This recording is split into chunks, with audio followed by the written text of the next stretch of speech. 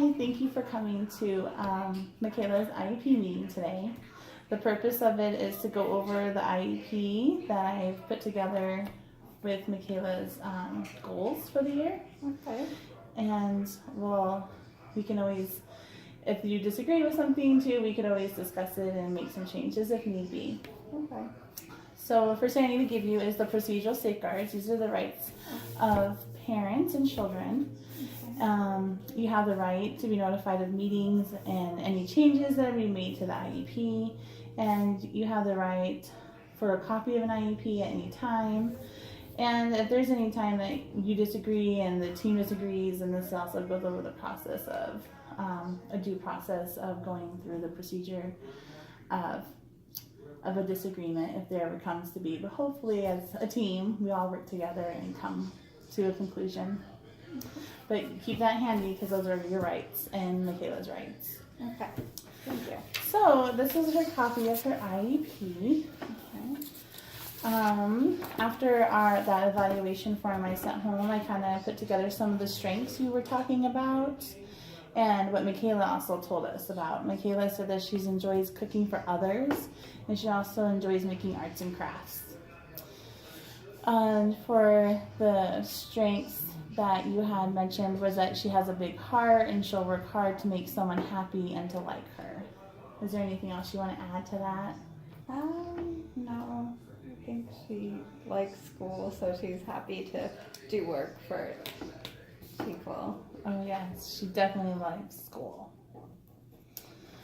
And a couple notes that I got from her teacher was that she loves to learn and she's always eager to learn what's next. And then I know we had discussed a couple of concerns that you had about Michaela, and I had put on there that you're concerned about Michaela's independence and that you would like seeing her to be more social with others in her age group. Is there anything else you were kind of thinking?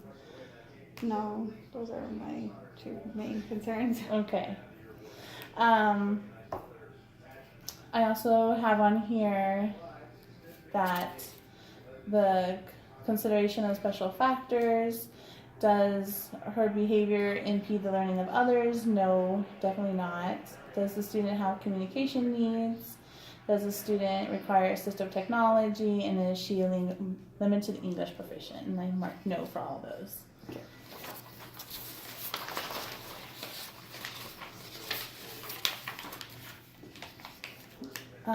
Also, does she have any mobility disabilities? And I marked no for that. And does she need Braille? And she does not.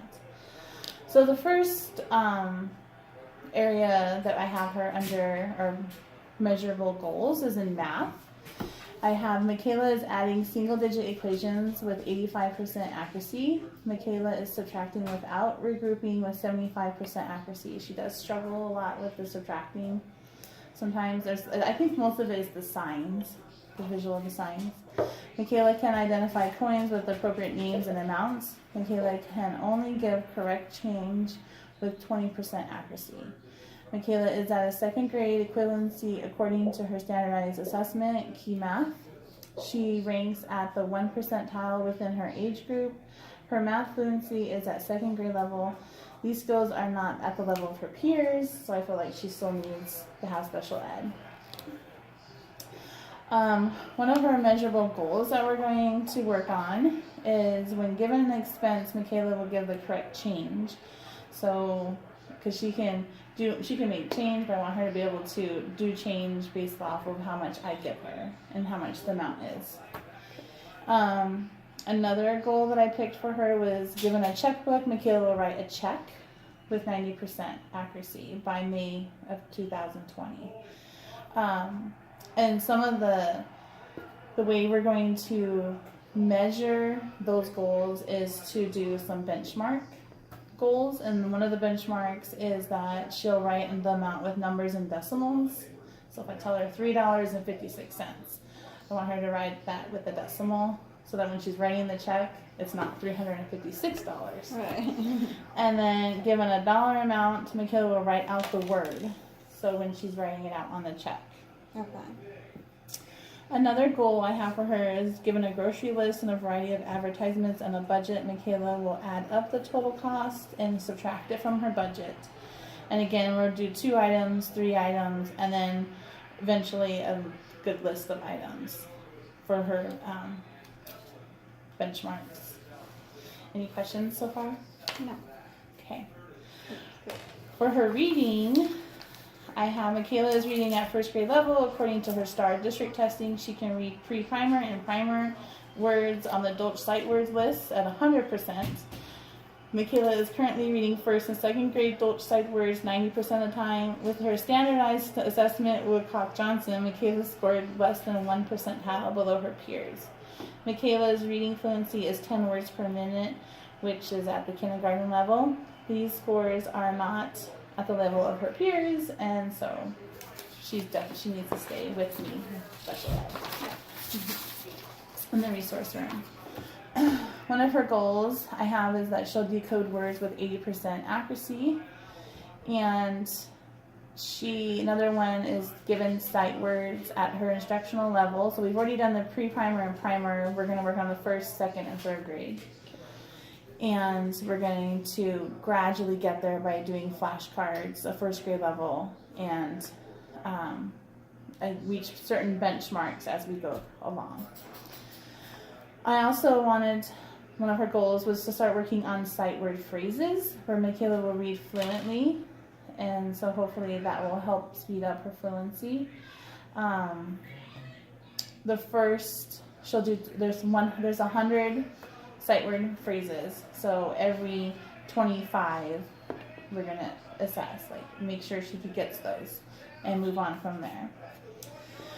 And then the other goal I picked for her was written expression. Michaela is spelling words at her instructional level with 70% accuracy with spelling mastery curriculum right now in the classroom. When given the standardized tests, Woodcock-Johnson assessment, Michaela's writing samples were scored at first grade, and she scored 7 out of 40 correct.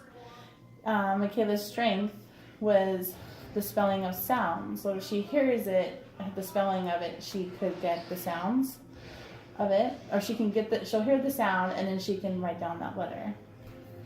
She scored 11 out of 30, which also is at the second grade level. So again, she's not where her peers are at, so she'll stay with us.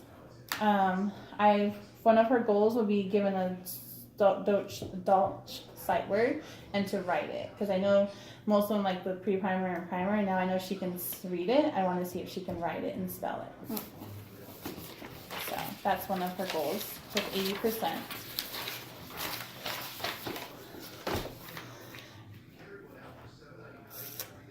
Oh, and another goal I have for her is given a picture in a word bank, Michaela will write a sentence that relates to the picture and use the given words to complete a thought.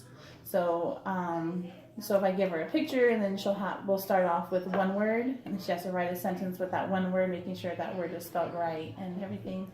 And then 2 words, 3 words, 4, and up to 5 throughout the year. I have her. Do you have any questions or concerns? Do you want to add anything or think of a? No. Okay. It sounds good to me. Yeah. Okay. And then progress reports frequency, I have her down for a semester. Are you okay with that? Yes. Okay. And math, we're going to see her for an hour in for math, and then I split up the time for the reading and writing according to her schedule. So she has reading, she will do half reading, half writing in that class period. Oh. Her educational placement is based on the student's IEP for the least restrictive environment. We want her to be in a place where she's going to feel comfortable and able to learn. So I have that she is with me in the resource room based off her IEP. Our school is closest to her home, and her educational placement is where she would attend regardless of her disability. So all of that marked was yes.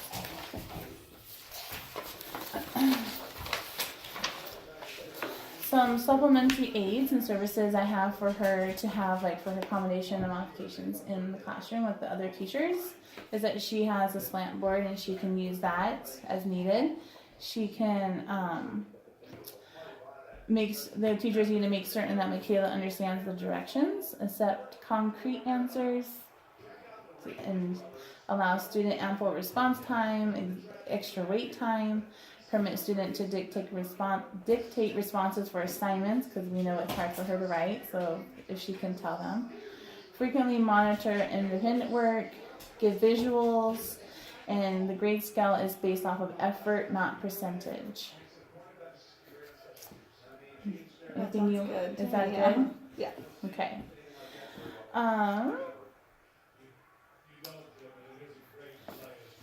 So, and she doesn't need an extended school year, and there's no need for a reevaluation at this time. In her statewide assessments, we have her down that she'll be getting modifications.